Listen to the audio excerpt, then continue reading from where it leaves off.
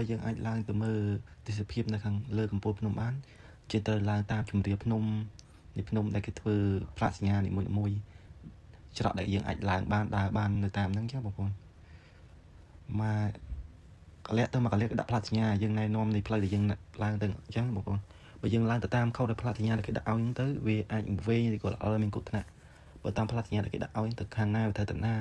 មានផ្លូវទៅជាកត្រកវិញនិងមានផ្លូវដែលយើងអាចដើរវៀងភ្នំតាមជំរាបភ្នំបានលឿនផ្លូវខ្លះផ្លូវកាត់ផ្លូវខ្លះផ្លូវវៀងវាឆ្ងាយផ្លូវខ្លះវាស្រួលតែផ្លូវខ្លះវាពិបាកយើងដើរទៅតាមផ្លាកសញ្ញាគេវាអត់មានគ្រោះថ្នាក់ទេបងប្អូនដើរទៅយូរទៅក៏ជាខ្ពស់ទៅផ្លូវត្បូងនេះនៅផ្លូវស្រួលដើរឡើយស្រួលឡើងផ្លូវវាស្រួលទៅមុខតិចទៀតមានឡើងថ្មឡើងអីបងប្អូនហើយរៀងល្អខ្លះអីខ្លះនេះយើងឡើងបានដល់ខែនេះតំបន់200ម៉ែត្រនៅប្រហែលជា2100ម៉ែត្រទៀតវាដាក់ផ្លាកសញ្ញាមុខបន្តមកកលៈចឹងបងប្អូនវគ្គទៅមួយវគ្គគឺរៀងហត់តិចទៅអញ្ចឹងរឿងដើរជុកជើងជុកអីចឹងវីដេអូនេះមានប៉ុណ្ណឹងបងប្អូនចាំជួបគ្នាវគ្គបន្ត